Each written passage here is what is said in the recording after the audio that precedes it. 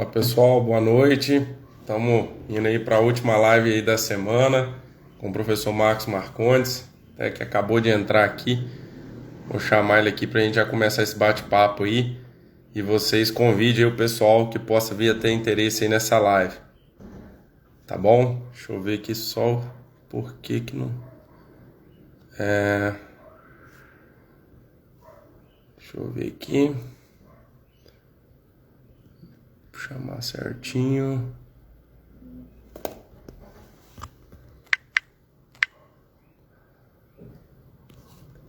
Beleza. Já estamos convidando aqui, já vamos começar. Deu certo.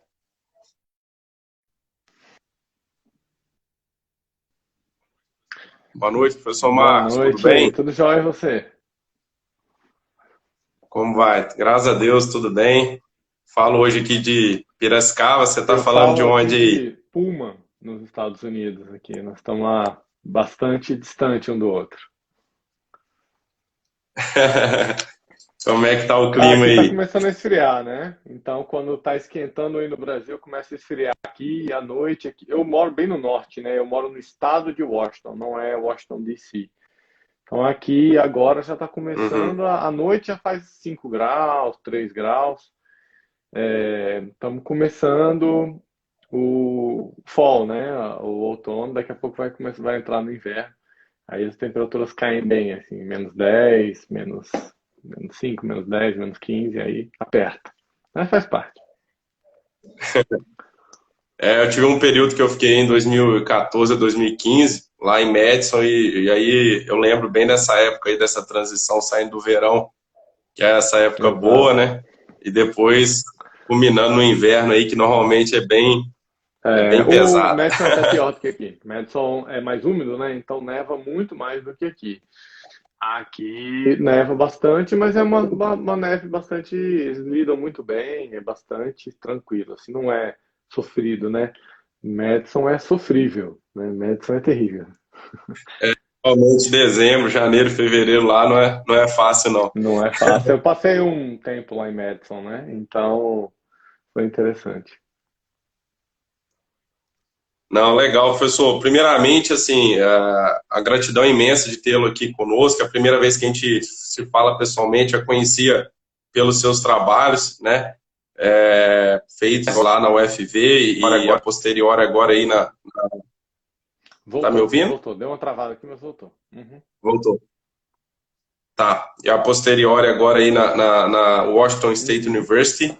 E o objetivo desse projeto aqui, né, do tracking, é estar levando conhecimento para estudantes e consultores, né?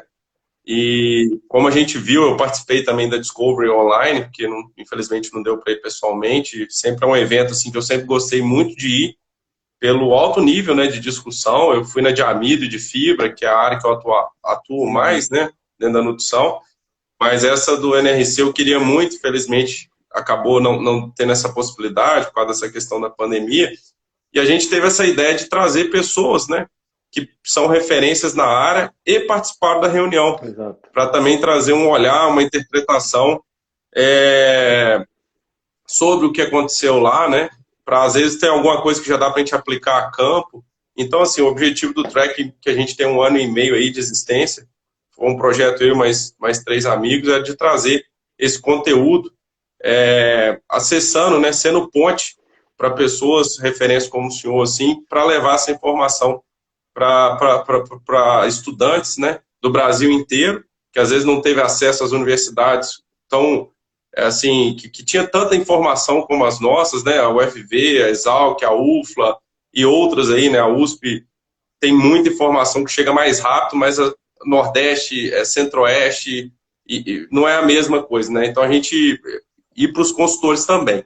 Então é uma gratidão muito imensa aí de tê-lo conosco para falar desse tema aí de cria e recria, o que a gente tem de novidade aí, tá Legal, eu que bom? agradeço, Gustavo. E a gente, realmente, eu acho que é difícil tirar alguma coisa boa dessa pandemia, mas se tem alguma coisa boa para a gente tirar é que ele aumentou muito essa nossa conectividade, né? A possibilidade da gente não precisa mais estar presente para poder distribuir comunicação, né? Distribuir conhecimento. E da minha parte, eu estou à disposição, estou sempre à disposição. Nosso trabalho, uma coisa que eu aprendi com o meu orientador, é que o nosso trabalho ele não é nosso, ele é um trabalho do país, pro Brasil, e agora tentando fazer uma coisa um pouco mais expandida a nível mundial, mas estou à disposição. O que precisar aí, a gente vai ajudar e vamos contribuir. Show de bola. Professor, aproveitando, né, para a gente já começar e aquecendo os motores, só te apresentar para quem não conhece o professor Marcos Marcondes, é zootecnista, formado pela Federal de Viçosa. Lá ele fez o mestrado e o doutorado, também na área de nutrição de ruminantes, e fez o período de sanduíche na Texas A&M com o professor Luiz Orlindo Tedeschi. Foi professor lá e hoje está na Washington State University, e trabalha muito com esse tema da parte de crescimento de bezerras e novilhas. Tem um background muito legal da parte de gado de corte, que ele trabalhou muito com o pessoal lá de Viçosa, que é uma força muito grande nesse desenvolvimento, né, do sistema brasileiro de exigências para zebuínos, para cruzados, que foi assim, admirável o trabalho que vocês fizeram lá, né, com o professor Sebastião Valadares, o professor Quisotti, alguns que eu conheço, talvez eu possa esquecer algum nome aqui, né, mas assim, algumas pessoas que eu vejo, e aí eu acho que ele pode falar muito bem, né, ele tem trabalhado com isso também, exigência de gado cruzado também para gado de leite. E a gente vai começar pela parte do bezerro, né, que é a exigência nutricional do bezerro. Até, né, professor, ele no livro lá, pelo menos o que eles permitiram a gente acessar durante a conferência, ele fez uma divisão aí que ele considerou, né, no capítulo 10 aí de bezerros, que ele consideraria bezerro 18% do peso maduro, ou seja, de 0 até 125 quilos, considerou um peso ali maduro, e ele foi a linha tênue aí que dividiu o que é bezerro, o que vamos dizer assim, novilha, né? E aí eu queria ouvir do senhor quais, sim, foi a sua percepção, né, das mudanças que teve, assim, principais que o senhor gostaria de destacar, né, nessa nova edição, algumas, assim, que eu vi, assim, que eu anotei, né, durante a conferência, que eles começaram a usar o peso de corpo vazio para todos os cálculos, criou-se uma equação para estimar consumo de concentrado para bezerrinha nessa fase, e teve muita coisa atualizada na exigência de energia, principalmente com coisa de raça, ambiente, né? E também algumas coisas das eficiências dos usos da energia. Aí eu queria que o senhor tentasse dar o seu destaque aí dentro, ou mais aqui, provavelmente eu esqueci algumas coisas aqui que o senhor achou interessante nesse Beleza, quesito. então vamos começar primeiro. Você citou várias coisas, né? Vamos uma por uma. Você primeiro citou em relação ao peso. Eu acho assim, o peso de 120 quilos, 125 quilos é um pouco elevado, né? Ainda mais aqui nos Estados Unidos, que ainda tem um costume e uma cultura muito grande do desmame precoce. No Brasil, a gente está cada vez mais entendendo que vale a pena levar essa bezerra até 70, 75 dias, 80 dias, dependendo da qualidade do seu manejo de transição. Vale a pena você segurar ela mais, principalmente em sistema dessas bezerras vão para o pasto. Em geral, a gente recomenda segurar ela um pouco mais e desmamar um pouquinho mais pesada. E aí, essa bezerra, sim, seria desmamada aí com 115, 120 quilos. Aqui nos Estados Unidos, eu acho que é muito mais uma questão de banco de dados, honestamente. Eles entendem que a bezerra desmama com 120 quilos, mas eles não têm dados, né? Eles não têm informações. Então, eles tiveram que incluir esse período de transição e pós-desmama como bezerro para poder compor o banco de dados que o Drackley montou. Eu acho que é uma limitação do sistema. O problema é que eles não fazem pesquisa. Eles têm, você vê, quando acho que o Drackley foi falado para ele, olha, você vai trabalhar com bezerro, ele rodou 6 experimentos e é esse o dado que ele tem. É impressionante, né? Depois de 20 anos, simplesmente eles ignoraram tudo que foi feito no NS 2001, que era bastante ruim, né? Era tudo modelos mecanicistas sem dados, sem absolutamente nenhum tipo de informação. Então, você me perguntou assim, o que você achou? Eu achei que foi um avanço gigantesco. Gigantesco em relação ao 2001, esse novo. Tem erros, é difícil falar em erro, né, cara? Tem coisas que a gente poderia aumentar como fragilidades? Tem. Né? Eu vou comentar algumas com vocês, mas infelizmente, eles não têm dados, eles não têm informação, não têm banco de dados. Se bobear, a gente tem mais dados do que eles, por incrível que pareça. Então, só eu tenho Uhum. 5, 6 experimentos e tem mais informação, só eu. Então, se ele. Enfim, eu acho que foi um avanço, acho que foi um avanço muito grande. Essa equação de consumo é muito interessante, né? Vamos agora para consumo, depois a gente passa para as exigências. Eu realmente, Sim. eu acho que uma crítica seria, ele falou que na equação ele considera o momento ou o dia em que você começa a fornecer starter para o animal e aquilo tendo uma influência quadrática sobre o Uhum. consumo. Eu acho essa uma variável muito arbitrária, eu não gostei dessa variável. O que eu gostei é que Uhum. eles colocaram peso vivo no modelo que a gente publicou, a gente botou idade. Porque basicamente eu acho que idade e peso Uhum. vivo estão muito correlacionados. Então, honestamente, eu acho idade mais importante do que peso, mas essa é a percepção que eu tenho com base no banco de dados de mais ou menos Uhum. 6 mil pontos que a gente tem, que foi o dado do artigo que a gente publicou. Uhum. A gente colocou peso, mas o que acontece é que quando você coloca idade, peso sai. Peso sai. E idade é mais relevante do que peso na estatística. Então, eu acho que Uhum. eles talvez tiveram tomado a decisão de escolher. Agora, realmente, a idade em que você começa a fornecer o concentrado, cara, bezerro a gente começa desde pequenininho. Você quer que o bezerro pelo menos lamba ali. A gente sabe que na Sim. primeira semana, primeiros 15 dias, o consumo é mínimo.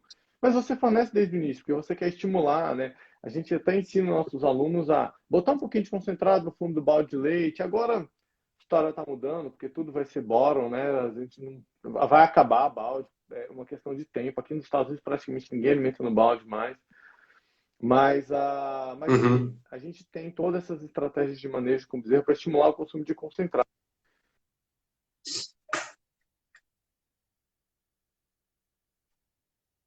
Acho que o seu som bloqueou, professor. Bloqueou porque estavam me ligando Espera aqui, eu aí. já bloqueei a ligação. Ah, tá, não, beleza, voltou. Pode continuar, agora voltou. Beleza. Agora, uma coisa que eles talvez foi uma evolução em relação ao que eu fiz no meu modelo de consumo que eles fizeram foi a gente colocou consumo de leite e a gente padronizou o leite com 12,5% ou 13% de gordura de matéria seca. E eles consideraram Uhum. metabolizable energy vinda da dieta líquida, né? E acho que foi uma evolução, Uhum. porque o que a gente fez foi a gente testou leite versus starter, né? Versus sedâneo. E aí, como o sucedâneo tem um pouquinho menos de energia que o leite puro, quando você coloca a energia metabolizável vinda do dieta líquida, você automaticamente corrige aquilo. Então, achei que foi muito Uhum. bom. Faz sentido a equação deles. Eu ainda acho que eu gostaria, obviamente, a gente sempre fica querendo ter o banco de dados, né? Mas eu ainda acho que Uhum. daria para melhorar, na minha sugestão. Eles consideram um modelo linear e a gente claramente mostra nos nossos dados que o comportamento não é linear, ele é uma exponencial crescente. Não tem como ser linear esse modelo. Mas, enfim, são Uhum. mais uma vez, algumas críticas que a gente faz são críticas construtivas. Eu acho que um trabalho melhor de estatística nesse banco de dados que ele tinha poderia ter trazido um resultado. Se iria fazer uma diferença brutal, talvez não. Mas, enfim. E Uhum. a vantagem é que eles pegaram dados nossos, eu sei que eles pegaram dados da Carla e fizeram um modelo para ambiente Uhum. tropical. Eu achei muito interessante. E foi o único capítulo que abordou isso. Assim, fora o que eles já tinham, né? Foi o único que eles Sim. declaradamente falaram assim, em ambiente tropical o comportamento muda. E eu achei interessante porque o NRC, ele é referência mundial, ele não é referência americana. Então os caras têm que começar a pensar um pouco fora da Uhum. caixinha e eu achei que o Dracula fez isso. Então eu achei que foi nesse Uhum. aspecto muito, muito interessante. Ah, Não, legal. Eu também achei muito interessante essa parte aí de ter pego o banco de dados de vocês e da professora Carla aí. E para a parte de raça, teve alguma coisa? É... não, o que eu me lembro que eles comentaram era que, enfim, os experimentos são com holandês. E até Aham. teve, não sei se você lembra, teve uma moça que trabalhava com Jéssica que perguntou, e Jéssica, não sei o que lá. Falou assim, não, a gente não Ah, tem eu nada de lembro. Jéssica. Então, basicamente, Uhum. Jéssica é mais leve, então eles até comentaram isso.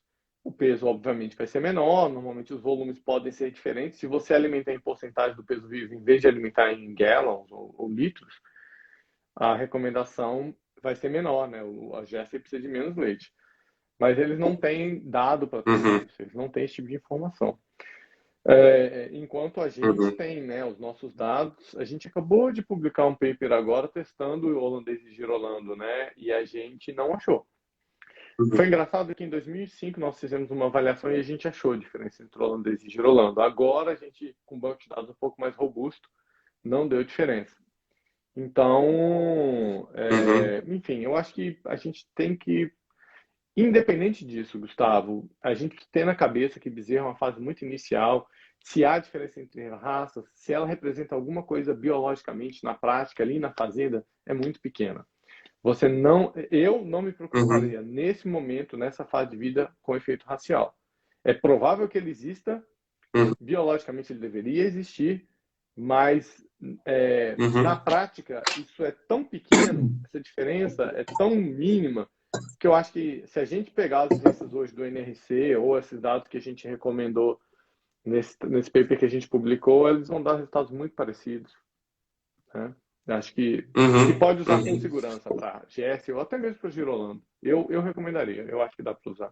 Sim, sim, tranquilo. E assim, uma coisa que eu queria aproveitar, que não é do NRC, mas aproveitar a sua expertise, eu lendo o capítulo do Large Data Herd Management, que foi publicado em Uhum, 2017, o Hoffman, o Pat Hoffman da Universidade de Wisconsin, muitos só conhecem os trabalhos dele feito com milho, né, com uhum, grão úmido, mas ele trabalhou muito com novilha. E uma coisa que ele falou lá que eu achei muito interessante, professor, que existe uma variabilidade dentro da raça holandesa uhum, muito grande. E a gente tem algumas métricas, né, que é em relação ao peso maduro. E ele falando assim, cara, você tem que medir o peso maduro da sua fazenda, né? Para girolando nem se fala, com graus de sangue diferentes. Porque, exemplo, né? A gente tem aquela referência de 55% do peso maduro para a uhum. gente seminar no vilho. Só que o meu é diferente da sua fazenda. Por causa do girolando nem se fala, né? Porque a gente tem graus de sangue Uhum. diferentes. Mas do holandês também. Ele falou, vai lá, pega as vacas de terceira ou quarta cria, que estão com score 3, padroniza um Exato. score e mede o peso delas e usa. Eu achei muito interessante essa Mas é informação. interessante que eles não colocam eles não colocaram o valor médio, né?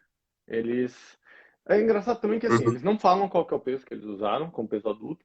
E se você observar em todos os capítulos, energia, proteína, e basicamente no Ville e Bezerra, algumas equações eles consideram o tal do peso vivo equivalente, que seria corrigir para o peso à maturidade, mas foram poucas. Mas algumas eles corrigem e outras não.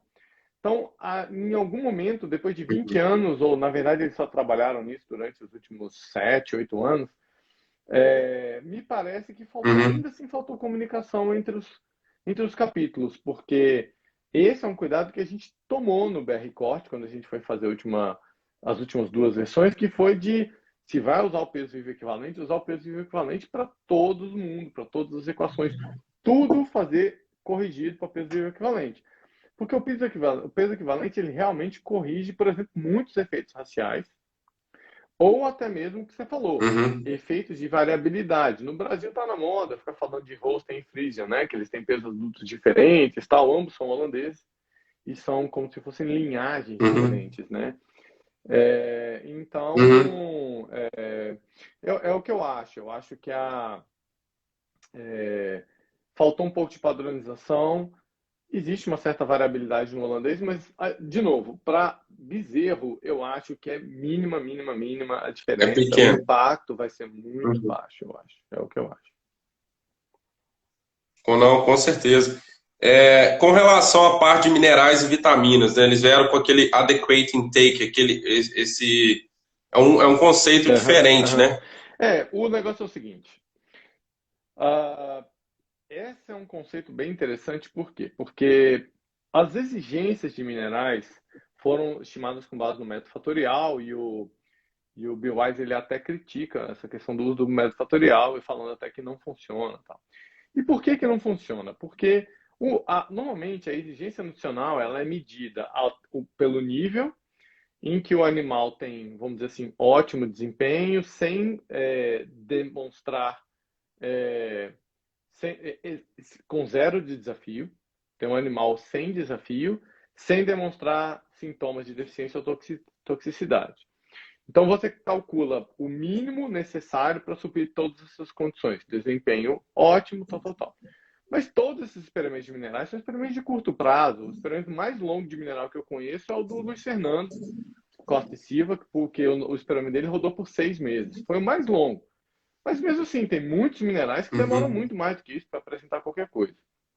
Além disso, as empresas de mineral, principalmente a primeira delas, não que eles mereçam crédito por isso, mas a primeira a começar a trabalhar com isso foi a Zinco, e entender que é o seguinte, uma coisa é exigência, a outra coisa é um nível a mais de imunidade, de outros ganhos que você tem quando você alimenta acima das exigências.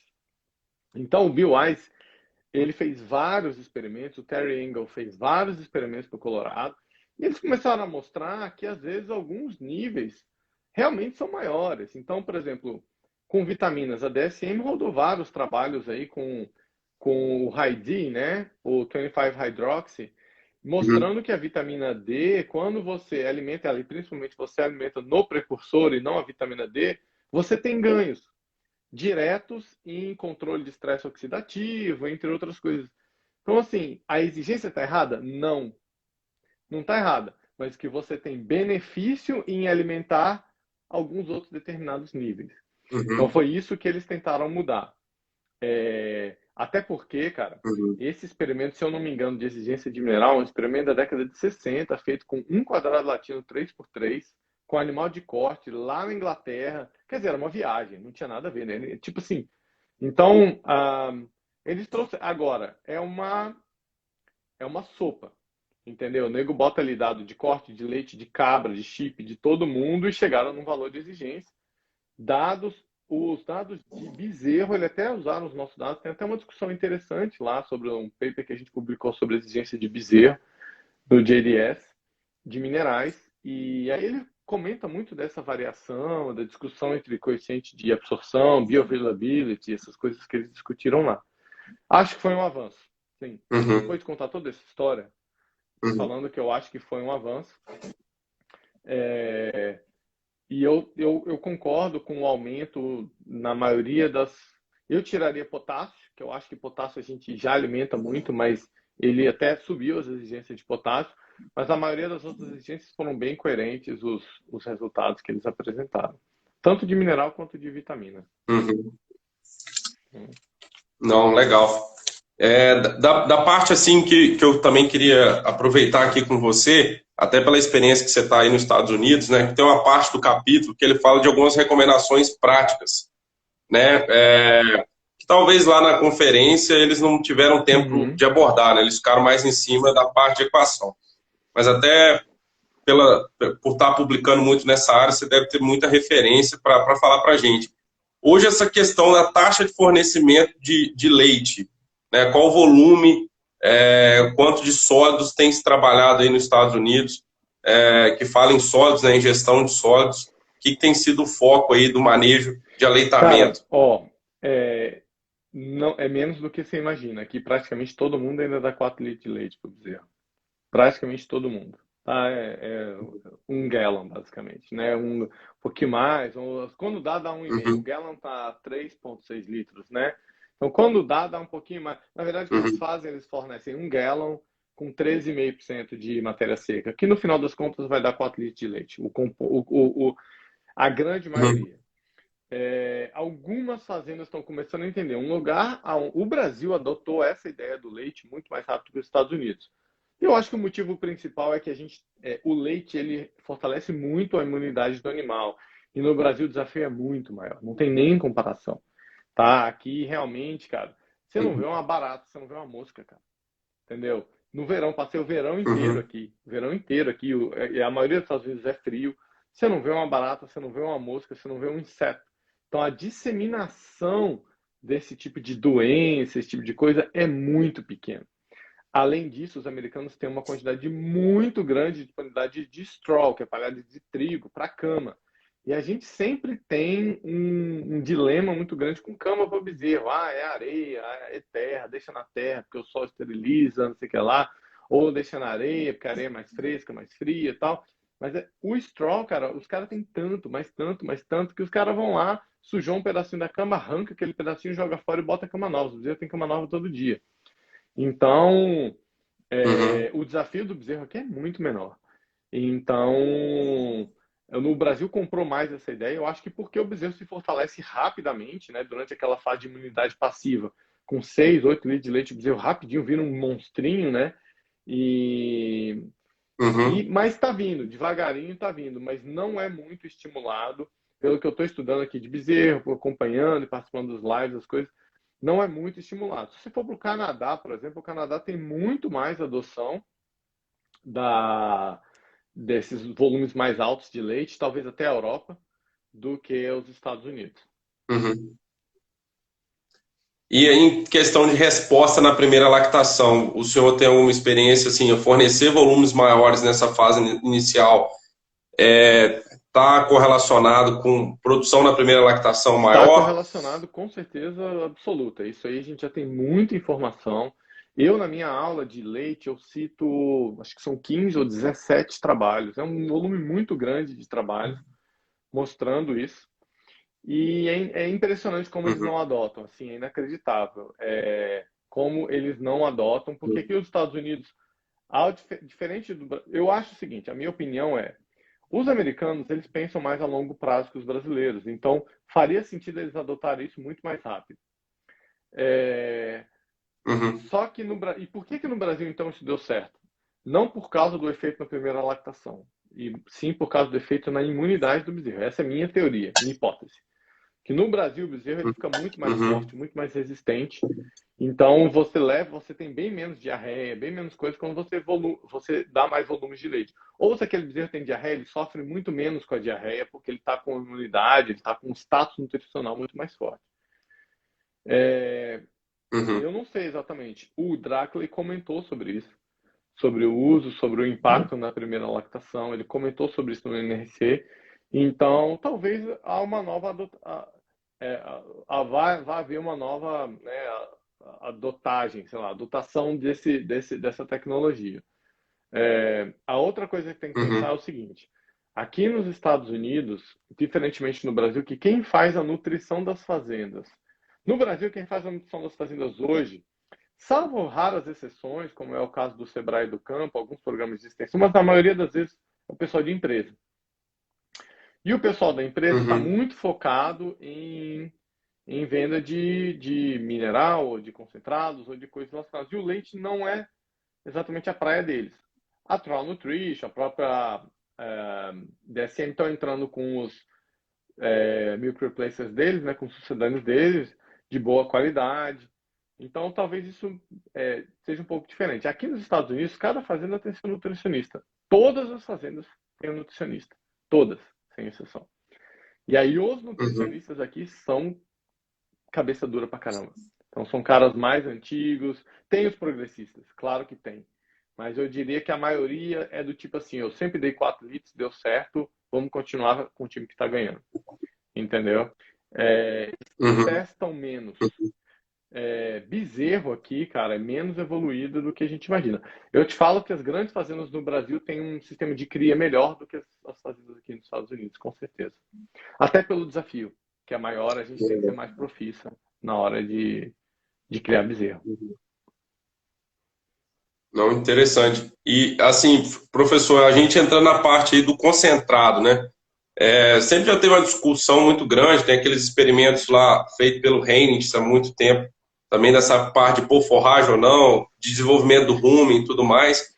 Mas um consenso, assim, pelo menos da parte que eu li do livro, é essa questão talvez de trabalhar com concentrado um pouco mais texturizado, ou com alguma forma aí de ter uma fibra ali para ajudar, mas não aquela de uma forragem, mas assim, talvez um subproduto fibroso para ajudar, principalmente na fase final, né? A gente tem a fase só dieta líquida, tem uma transição e tem a hora que você tá quase que no concentrado, né? Você vai tirando o leite ali para o desmame E o que você tem visto com relação a isso aí? É, Se usa? isso aqui é uma realidade, né? Então a gente, em geral, eles aqui é tudo pelletizado e em geral esses pellets eles têm, vai ter um pouquinho aí de, normalmente é feno de alfafa, né? E normalmente aí Uhum, para tentar ter aí uns 8 a 10% até 12% de fibra na dieta, dependendo da quantidade de leite que o bezerro toma, dependendo da fase.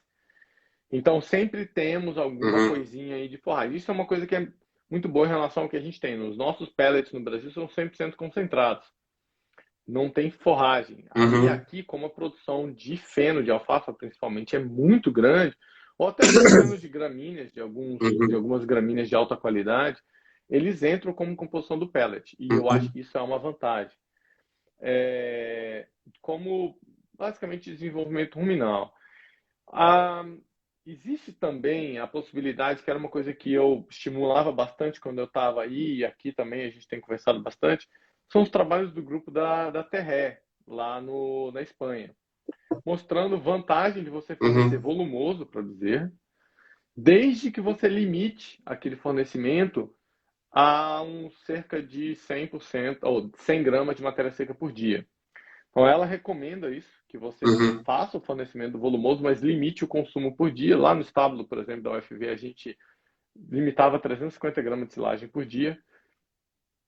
Primeira coisa que foi importante, ela acabou com esse uhum, esquema de que não poderia dar silagem para bezerro e tal. Não tem nenhum problema, os trabalhos dela mostram isso. Ela tem 2 ou 3 experimentos mostrando que dá o mesmo desempenho.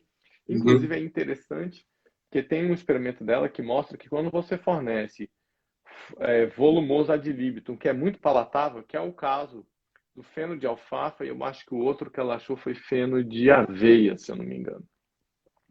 Se não me falha a memória. uhum, E aí os animais gostavam tanto da forragem que deixavam de comer concentrado para comer forragem. Aí esses animais tiveram desempenho reduzido, né? Exatamente porque não comeram uhum, concentrado para desenvolver rumen, esse tipo de coisa. Então é isso. Eu acho que volumoso, um mínimo é importante, mas desde que a gente limite, porque o importante sim, é o concentrado. E a outra coisa é quando aquele bezerro uhum, toma muito leite, mas isso é mais importante quando ele toma pouco leite, ele começa a aumentar o consumo de concentrado muito rápido. Então, quando aquele bezerro está comendo mais de 1 quilo de concentrado por dia, ele vai ter acidose. Então, ele precisa de forragem para contrabalancear aquela acidose. Então, é isso. O que a gente tem uhum, recomendado hoje é isso: é que a dieta tenha pelo menos aí, se você for nesse, 100 100 gramas gramas. não é pelo menos, é limitado a 100 gramas de matéria seca Uhum, volumoso de alta qualidade. Pode ser uma boa silagem, pode ser um capim elefante de qualidade picado, pode ser um feno de qualidade. E que o concentrado tenha aí uhum, por volta de 8 a 12% de FDN aí. No Brasil, a gente acaba usando bastante subproduto para fazer isso, né? A gente usa farelo de trigo, usa casquinha de soja, tem várias outras coisas que a gente uhum, usa. Aqui, eles primariamente usam feno uhum. de alfafa. Como isso é destruído e peletizado, no final das contas, é basicamente Efeito a químico. FDN que está agindo ali. Não é partícula de fibra efetiva, não se fala nisso para dizer. Uhum. Não, beleza, fantástico, ficou muito claro. Um outro ponto, assim, é o manejo do desaleitamento. A gente tem algumas publicações, né, falando sobre stepwise, que você vai, que é uma metodologia. Quais que têm sido mais usados aí, né, e que você acha que seria o mais recomendado no seu ponto de O que a vista? gente está mais ou menos claro, e os dados mostram isso, é que não dá para desmamar abrupto, principalmente quando é de baixo leite, ou de alto leite, né? Não dá, não dá. Mesmo 4 litros, eles uma semana antes do desmame reduzem pela metade, depois depois de 2, 3 dias, reduzem para 1 litro, depois eles zeram. Existem alguns trabalhos mostrando em vez de você reduzir para 4 tem gente que reduz de 4 para 3, para 2, para 1, e assim vai tipo diluindo o leite para não diminuir o volume total, né? Então você usaria 3 litros de leite diluído em 1 Uhum, litro de água.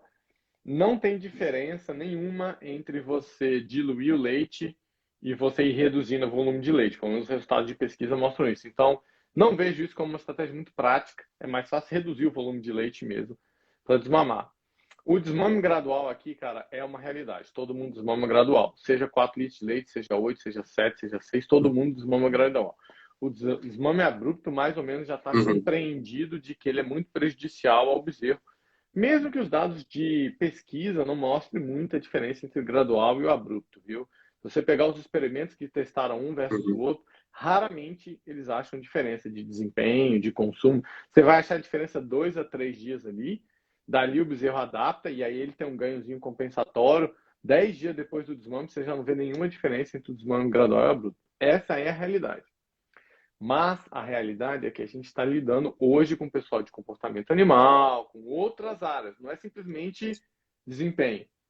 Então, é entendido pela sociedade dos animais que o animal sofre ali por 2, 3 dias, e por isso a gente não pode deixar de olhar. Então, essa é uma realidade. Eu acho que isso vai chegar no Brasil também. Acho que desmame abrupto é uma coisa que dificilmente a gente vai conseguir justificar para um pessoal de uma sociedade protetora dos animais, entendeu? Porque você está alimentando com um alimento rico, igual leite, de repente você tira de uma hora para outra, né? Você tira a chupeta da boca da criança ali, ela vai chorar.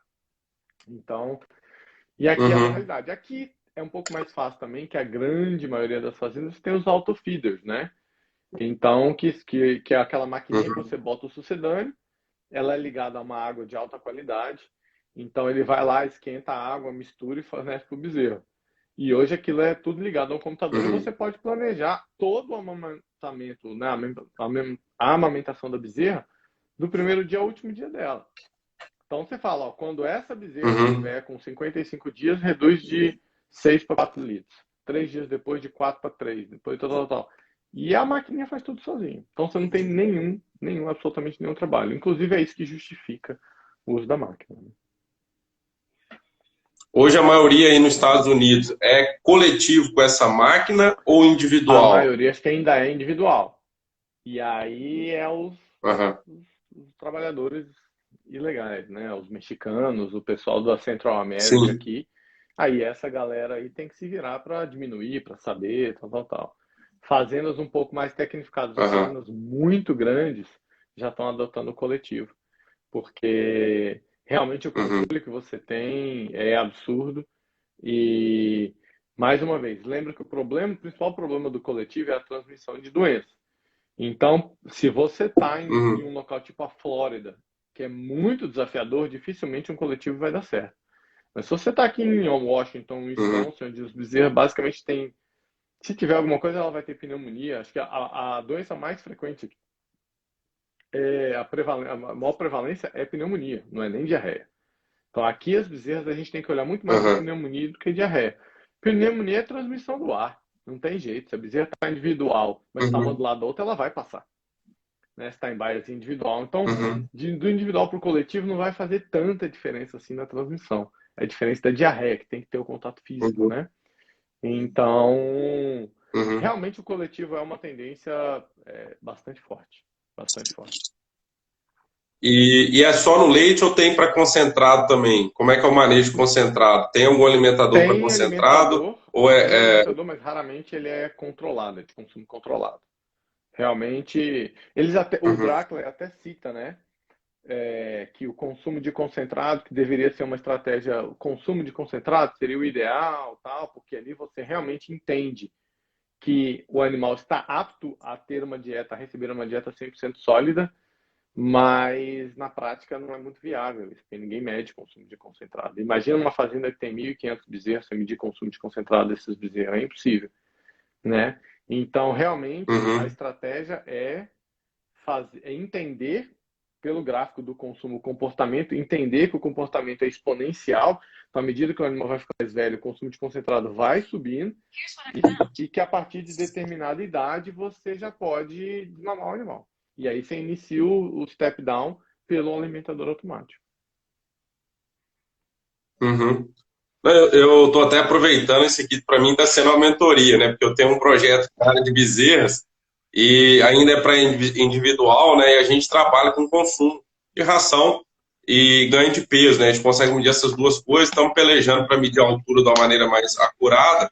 Até a gente publicou junto com a professora Carla, a gente fez um teste de campo aqui na Exalc, publicamos no Journal of Dairy Science o resumo, e agora a gente está na Fazenda Colorado, melhorando o algoritmo de precisão.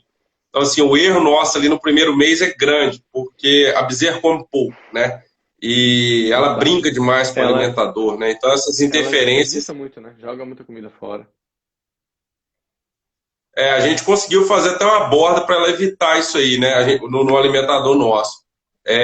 Mas quando o ganho de peso, ela está maiorzinha, que o consumo é maior, aquele erro de 50 gramas ou 70 gramas que a gente tem, ele é ínfimo perto do que ela está comendo. No início lá ele é representativo, que ela está comendo só 100 gramas, você tem um erro de 50, 70 gramas, ele é prejudicial, né? Mas na hora que ela está comendo 800 gramas, se é 850 ou 750, já te dá uma Então, métrica, talvez pelo menos é melhor do que o balde, né? Vamos exato. dizer assim, né? E interessante você estar falando aí, porque essa parte do bem-estar, né? De mostrar que o animal não está passando fome ou que eu tirei o leite na hora exata, isso pode ser mais um valor aí que a gente pode agregar na proposta. E, professor, qual a métrica que eles utilizam aí para realizar o desmame? É dobrar o peso vivo de nascimento? É consumo de ração ou é idade? Basicamente, eles consideram idade, mas é idade com um limite mínimo de peso, que é dobrar o peso. Então, assim, não é que eles vão Uhum, ficar pesando o bezerro e vendo quando o bezerro dobrou o peso, eles desmamam. Não, é idade. Mas se chegar em determinada idade ele não dobrou o peso, eles seguram ele um pouquinho mais, entendeu? Então, essa é a métrica. A métrica é a uhum, idade. Aqui, normalmente, as fazendas começam a desmamar com 50, 52 dias, eles já começam a desmamar o bezerro, tá? E uhum, aí, só que é aquela uhum, história, né? O desmame deles normalmente é bem lento. Às vezes a fazenda alimenta 5, 6 gallons, não, 6 litros, é porque eu fico pensando aqui, é 1,5 gallon, mas assim, é 5, de 4 a 6 litros. Aí o cara vai lá e tira tipo 1 litro a cada 2 dias ou a cada 3 dias. O desmame deles é bem lento aqui nos Estados Unidos. Então dá tempo do bezerro dar aquela uhum, subida de uhum, consumo e praticamente não sentir, eles não sentem a desmama, né? E isso é muito bom, porque você demora. uhum, Isso é uma coisa que assim, a gente não dá para fazer um step down e desmamar o bezerro em 3 dias. Isso não é step down, entendeu? uhum, O step down ele é uhum. longo. Então, assim, você vai tirar 4 litros, eles demoram quase 2 semanas para tirar 4 litros de leite. Mas tira 1 litro, daqui a 2, 3 dias Uhum, tira mais 1 litro, e aí o bezerro vai. Então, assim, uhum. eles falam que eles desmamam, o que eles contam, se você perguntar para os caras aqui, eles falam que eles desmamam com 50 e poucos dias, mas na prática, com 50 e poucos dias, eles iniciam o desmame, tá? E o bezerro Ah, está entendi, desmamado mesmo. entendi. Você não tem condição de, com 50 dias, o bezerro estar desmamado. Embora tenha gente aqui que eu já ouvi falar que inicia com 45 dias o desmame, mas eu duvido que ele dobre o peso. Com 4 litros, com certeza Uhum. absoluta, eu truco. Com 4 litros, eu truco. Mas com 8 é possível. Se ele dá 8 litros para o bezerro, aí pode ser que com 50 dias, ele já dobrou o peso. Porque o bezerro ganha muito peso, né? Ele ganha quase 1 quilo por dia. Então, A eficiência alimentar a, altíssima, né, nesse animal, né, a professor? densidade energética é muito alta da dieta, né? E o bezerro é muito eficiente, porque ele é quase um monogástrico. Então, Uhum. então é isso aí, é o que eles fazem aqui, mas é idade, mais tem um critério mínimo de peso. Beleza. Para fechar as bezerras, né, e até eu abri uma caixinha aqui no Instagram de perguntas sobre aditivos alimentares, né? Uma que teve é sobre a parte de aminoácidos.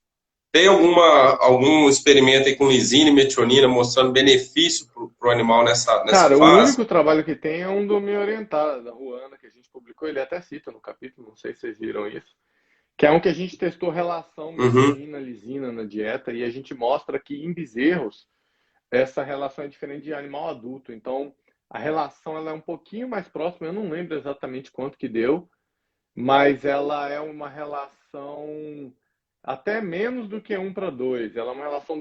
O bezerro exige mais metionina do que a vaca adulta em relação à lisina. E eu acredito que esteja uhum, muito relacionado a desafio imunológico dessa fase. A metionina é muito utilizada nisso, uhum. né? Então, só foi citado, não existiu uma recomendação propriamente dita. Mas eu acho que Que entra naquele conceito que você falou, né? Que às vezes precisa de um banco de dados muito grande. Ele até falou, é exigência colina, por exemplo, para a vaca no pós-parto? Não, se suplementa, aumenta a produção de leite, mas a vaca vive sem, né? exato, Vamos até dizer porque assim. colina é uma vitamina que é produzida pelas bactérias, né? Então, Aham, não precisa, isso é fato. E durante centenas de anos, literalmente, foi alimentado sem colina, né? Mas, Uhum. mas enfim, acho que é a mesma coisa. Eu acho que aminoácido tem muito pouco dado para novilha. Eu estou fazendo uma revisão para o Simlate agora. Uhum. Não tem nada, nada, nada, nada. A gente achou tipo 3 ou 4 trabalhos que testaram aminoácido, mas a ideia não era testar aminoácido para tipo usar a novilha como modelo, entendeu? Mas que não era a ideia ver desempenho, ver ganho na glândula mamária, nem nada. E a bezerrinha é a mesma coisa. Na nossa Uhum. bezerrinha, ela ganhou mais peso quando a gente aumentou a metionina na dieta. Tem um efeito quadrático. É, Uhum. mas eu não Uhum. lembro agora qual foi a relação. Mas sim, mas Não, depois a gente vai achando aqui e eu posto aqui também no legal, Instagram. legal. Depois eu te mando o trabalho também. Eu vou achar ele aqui, eu te mando no WhatsApp. Não, show de bola. Assim, outros aditivos assim que a gente vê que usa, até no capítulo ele citou, foi a parte de leveduras, ionófilos, como Coccidiostático. cóccio, isso, e bicarbonato. Mostrou um experimento lá que usou 3% na dieta de bezerro, mostrando algum benefício, né? Mas assim, só comentando algumas recomendações que também está no livro e a gente vai tentar abordar aqui depois, fazendo algumas postagens sobre. Indo para a parte de crescimento. Só para complementar, esses Sim. aditivos eles já eram utilizados, né? Tanto como coccidiostático e bicarbonato eu sempre também defendi porque está muito claro que bezerro entra em acidose, principalmente se você não fornece Uhum. volumoso. Se você fornece o volumoso Uhum. dentro daquele limite recomendado pela TRE, eu não mais vi bezerro com acidose, mas por via das dúvidas, bicarbonato não é algo caro, eu acho que vale a pena colocar no concentrado. Uhum.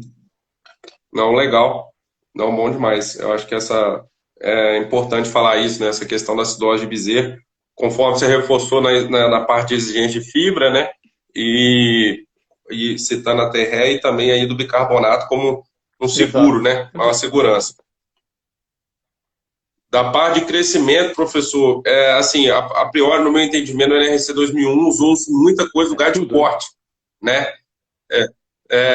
E aí tem assim que tem mais gordura, né, na carcaça das raças de corte em relação às de leite. E agora com essa nova versão, aparentemente usando os trabalhos lá, pelo menos eu acho que os dados da meta-análise do Souza e do Van Uhum. der Haar, eles tentaram dar uma aprimorada nesse É. sentido, né? Cara, eu acho que. Eu até tenho uma apresentação sobre isso. Eu acho que houve um ganho, mas aí eu vou. Eu até conversei com o Van der Haar sobre isso.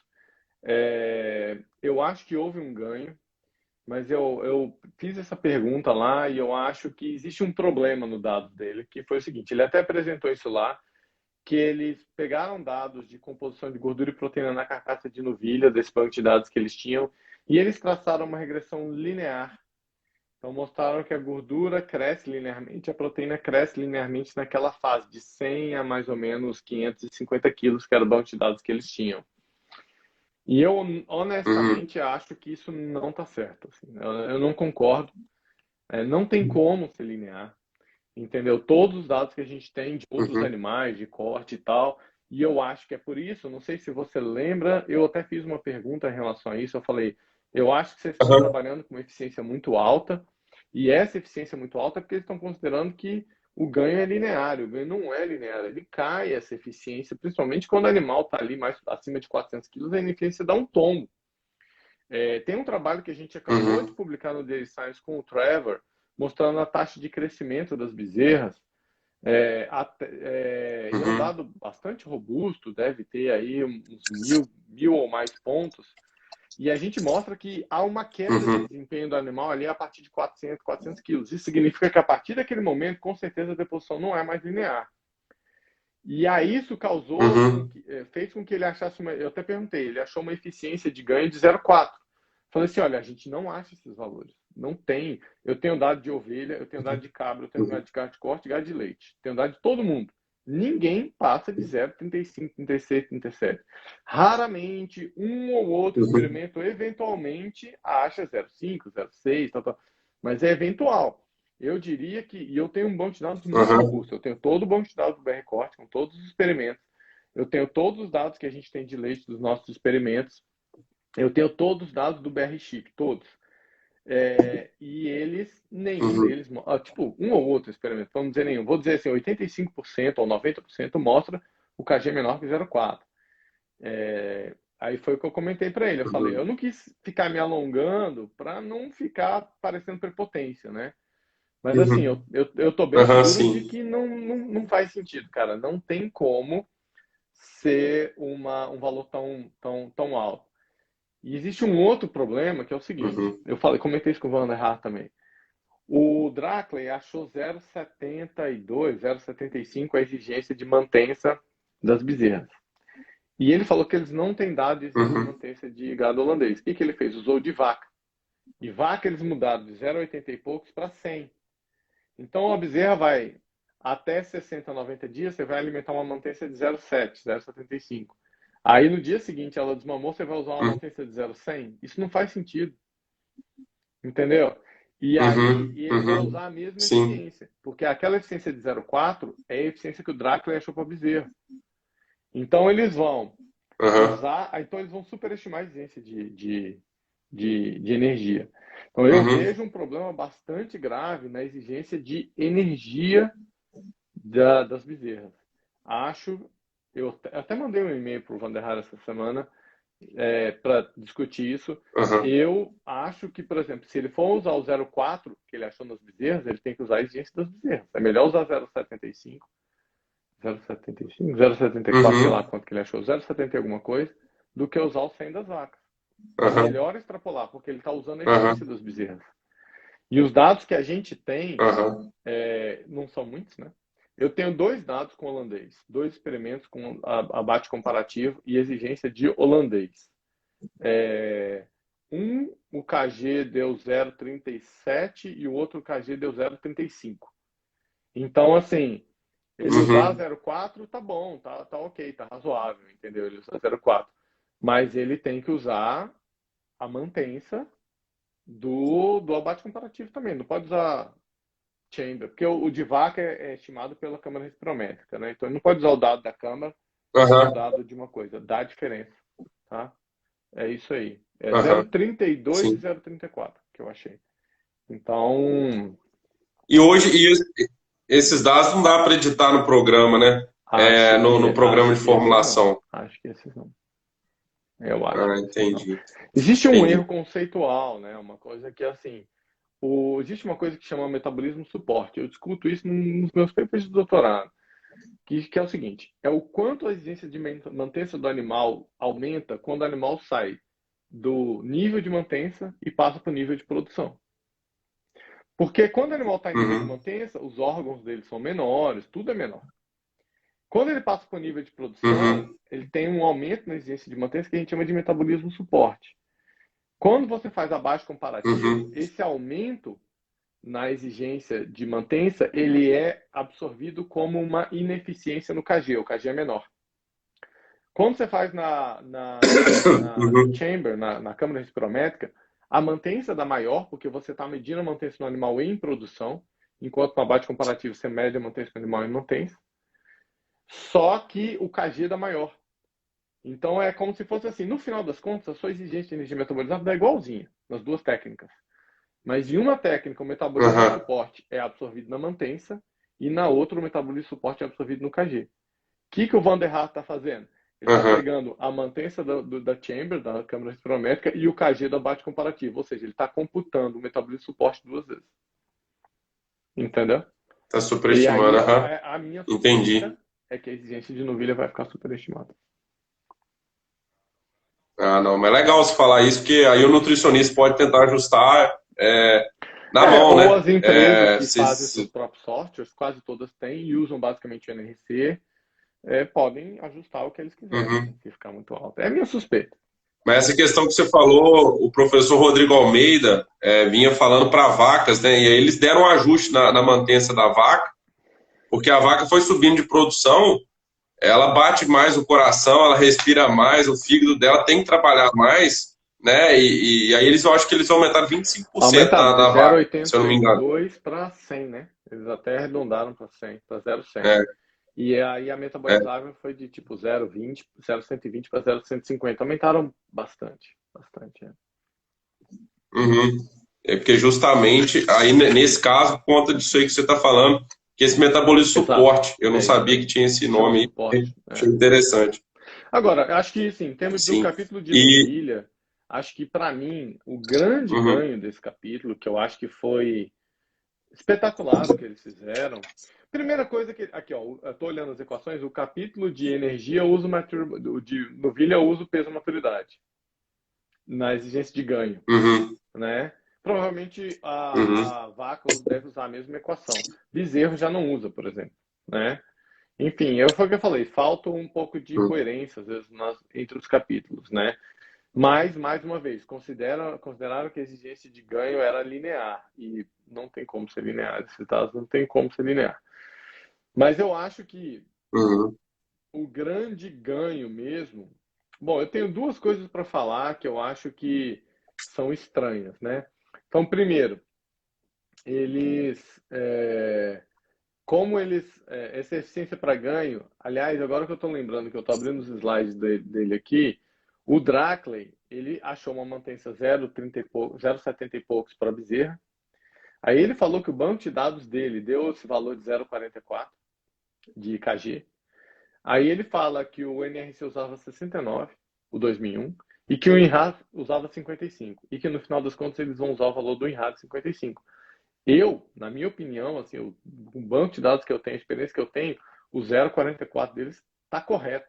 Eles não acreditaram no 0,44 deles, uhum, por quê? Porque o NRC recomendava 69 e o INRAS recomendava 55. Mas na verdade, é uhum, porque assim, 69 é a eficiência do leite. O leite está por volta, até um pouquinho mais, né? Então, essa eficiência uhum, ela vai depender da quantidade de dieta líquida e sólida. Então, se você pegar uhum, no trabalho que a gente publicou agora lá no Daily Science, a gente calculou uma eficiência para o leite, uma eficiência para o milk replacer, que é um pouco menor que a do leite, o que faz sentido biológico, né? Porque não é a aham, mesma coisa, né? Nada substitui 100% o leite. E uma eficiência para o concentrado, que ela é bem menor do que a do leite Então, uma deu 57, outra deu 50 e o concentrado deu 41. Então, com base na sua estimativa de uhum, consumo de leite e consumo de concentrado, você vai saber a proporção de leite concentrado da sua dieta e o seu KG vai mudar ao longo da vida da idade. Por isso que a idade é tão importante, porque o consumo de concentrado depende da idade, isso vai mudar a proporção de leite uhum, concentrado da matéria seca, isso vai mudar o KG. Né? Então, o KG vai diminuindo ao longo da uhum, idade. Então, essa foi uma coisa que eu achei que no de bezerro eles poderiam ter sido um pouco mais, né, um pouco mais. Eles até colocam um dado de eficiência de starter, mas usar 55 para o leite é absurdo, 55 é muito baixo. Aí no de novilha, uhum, eles vão usar o 0,4. Eles falaram, não decidiram tal, vão usar o 0,4. E aí o que foi o ganho de novilha? Que eu falei que eu ia falar aqui que ia ser o ganho de novilha. Foi o dado de proteína. Os nossos dados de exigência, Gustavo, mostravam exatamente, rigorosamente, bateu assim na tela, assim, sem querer ser que preciosismo. legal. Parece que os caras olharam os nossos dados, sem brincadeira. Porque eu e o Alex, a gente tem um trabalho, acho que eu não sei se foi no Silente, um lugar que a gente publicou, que a gente mostra que a exigência, ela deveria ser a concentração de proteína no início deveria ser mais alta e cair. Principalmente no desmame ali, na fase pré-púbera, a exigência, a concentração de proteína da dieta ia estar tipo 18 a 20%. Né?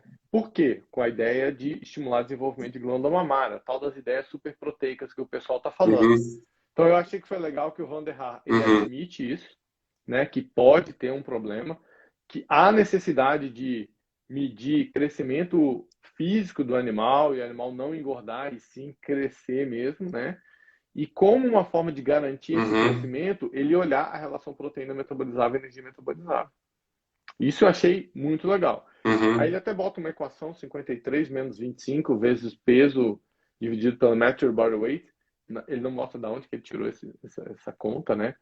essa Aham. equação aí. Eu achei que faltou uma certa explicação. Da onde que ele tirou isso aí? Entendeu? Mas aí ele bota Uhum. uns dados aqui, né? Que essa relação deveria ser 45 quando o animal está mais ou menos desmamado, 41 animal ali na fase reprodutiva, então na fase reprodutiva ali ela com 15% de proteína, alguma coisa assim, e 38 próxima de parir, Uhum. que seria Uhum. por volta de 13% de proteína. No último NRC a gente alimentava com 12% de proteína a fase inteira, o tempo todo, e o novilho engordava e, enfim, dava todos aqueles problemas que a gente já sabe. Então, achei que foi um ganho bem, bem legal, assim. E, mais uma vez, pessoalmente Uhum. para mim, foi uma satisfação o cara falar o que a gente vem vendendo há muito tempo, né? Que para novilha você tem que usar essas dietas hiperproteicas, mesmo você tendo uma ineficiência de uso da proteína, é bastante alto, tem proteína pra caramba na urina desses animais, mas há um estímulo ao desenvolvimento da glândula mamária. Há um estímulo à deposição Uhum. de tecido mamário. Os nossos trabalhos de ultrassom, Gustavo, dá para ver nitidamente o parênquima infiltrando dentro do fat pad, assim, crescendo os bracinhos assim para dentro do fat pad nas dietas com mais proteína. Uhum. Então, achei que foi muito bom, achei que foi bastante Não, interessante. legal. Depois, se você puder mandar esses trabalhos para o pessoal referência, a gente tem até um grupo do WhatsApp que a gente está discutindo com as pessoas que seguem a gente aí, que tá. Então vai ser legal para discutir. Eu acho que esses parênteses aí que você fez, eu acho que só uma pessoa muito ligada à área de exigência para ter isso, para ter esse senso crítico, né? Eu acho que isso que é legal. Essa comparação aí da câmera respirômetro com abate comparativo, por exemplo, eu que fiz mestrado, doutorado, eu não tinha essa, essa Sim. percepção, né? Não sabia disso. Então, achei muito, muito legal, agregou muito para mim pessoalmente. E eu vou ver aqui, só tem mais uma pergunta. Eu acho que alguém fez aqui, só dar uma olhada. Não, a gente já respondeu, perguntando da alimentação sólida só concentrado, também se oferta feno. O senhor respondeu É. isso aí, E pode oferecer com as qualquer, recomendações da qualquer tipo de TRR. feno, tá? Desde que seja feno de alta qualidade, desde que tem que moer o feno, né? Não é Uhum, feno inteiro. E eu uhum. limitaria o consumo.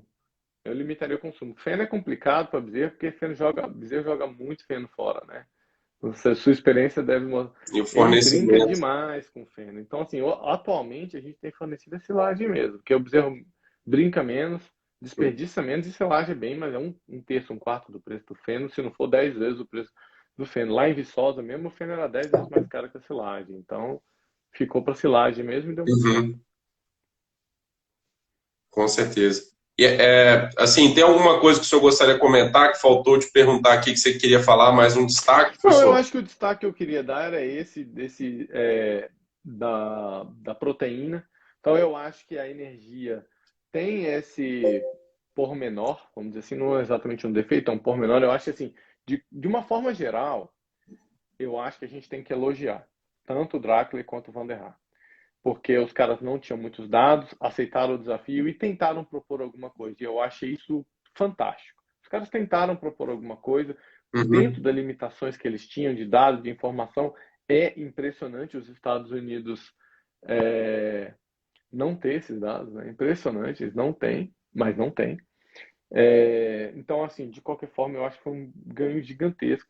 Bezerra e Novilha realmente vai dar para esquecer o 2001 e tocar barra ao único pormenor. Aí eu acho que, mais uma vez, tem alguns detalhezinhos, algumas coisas assim, mas isso é pequeno. Acho que o único detalhe um pouco maior, que é uma opinião pessoal minha, pode dar certo, pode dar errado, é a questão das novilhas mesmo, que eu acho que a exigência de energia delas vai ficar um pouco alta. E lembra que a exigência uhum, de proteína ela é em função da exigência de energia, porque você vai ter que manter a relação proteína metabolizável e energia metabolizável da dieta. Então, se você aumentar muito a exigência de energia, você vai uhum. acabar tendo que fornecer muito mais proteína. Isso vai ter um custo muito grande no final. Muito Maior. grande no final. É, Então, hoje eu acho, mas eu acho que essa questão dele estudar a relação proteína e energia, muito boa. Eu acho que isso foi, para mim, o grande ganho desses dois capítulos aí. É, E eu não me lembro, e eu acho que o outro pormenor que eu falaria era que eles não apresentaram a equação. Eu não lembro se no livro, eu dei uma olhada, mas eu não lembro, não sei se você lembra.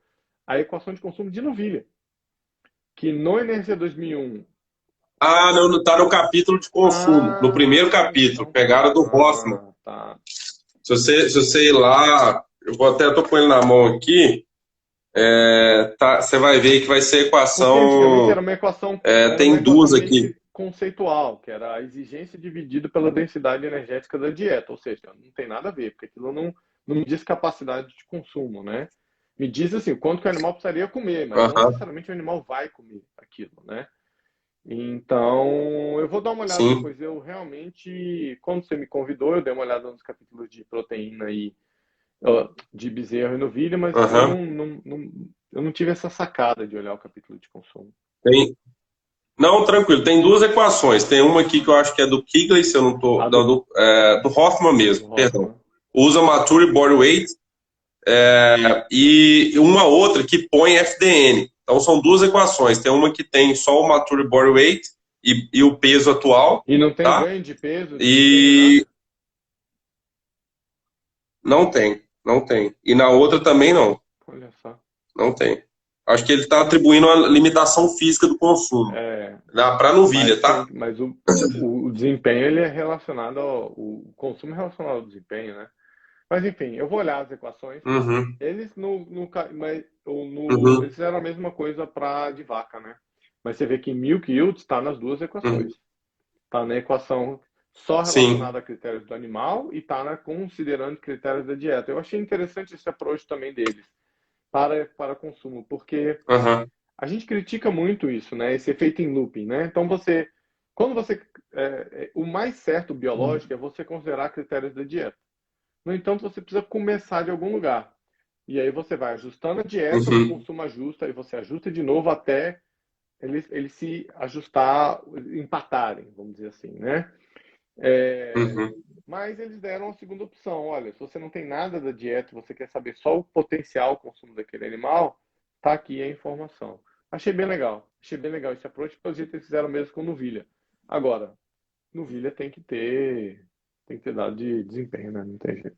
É, não, com certeza. Aqui, pelo menos, a priori que eu estou batendo o olho aqui, não tem o ADG, né, que É, seria, mas né? esse ele ganha, podia É, ter, né?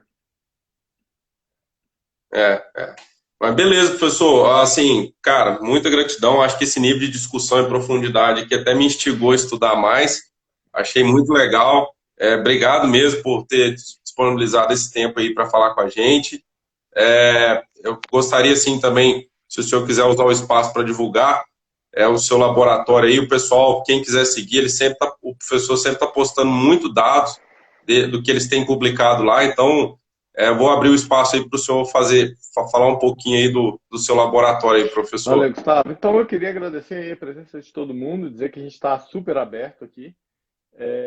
A gente agora finalmente eles estão começando a abrir as porteiras para o Brasil, então quem quiser vir fazer estágio, fazer sanduíche, doutorado de sanduíche, mestrado de sanduíche, eu já estou para receber um aluno aqui mês que vem e a gente vai começar os trabalhos. Nós estamos com muita ideia aqui. A gente tem um Rositec aqui, então mesmo que você queira rodar um experimento e eu não tenha lá super dinheiro, essas coisas, para rodar um experimento específico, a gente pode rodar alguma coisa aqui no Rositec. Estamos super abertos.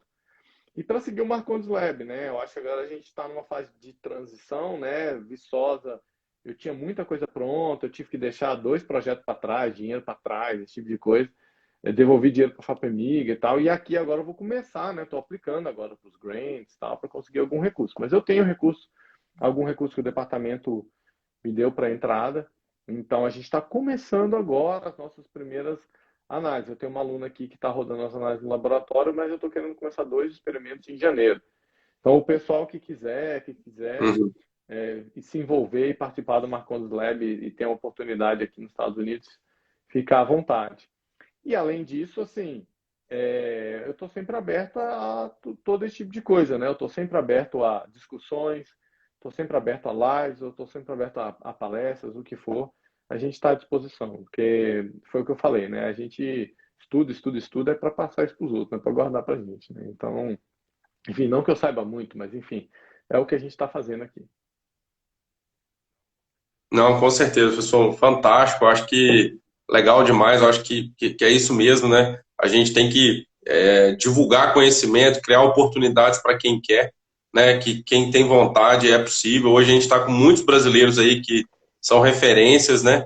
Então é muito legal, isso aí ajuda a educar toda a nossa população que gosta de pecuária, de leite ou de corte, é fantástico. Então, assim, de coração agradeço aí o tempo e foi fantástica a discussão. Um abraço para o senhor, fique com Deus, espero aí em breve conhecê-lo também Venha logo, pessoalmente, venha tá logo. bom? Um abração, tudo de bom. Tchau a todos. Até mais. Valeu, tchau, tchau.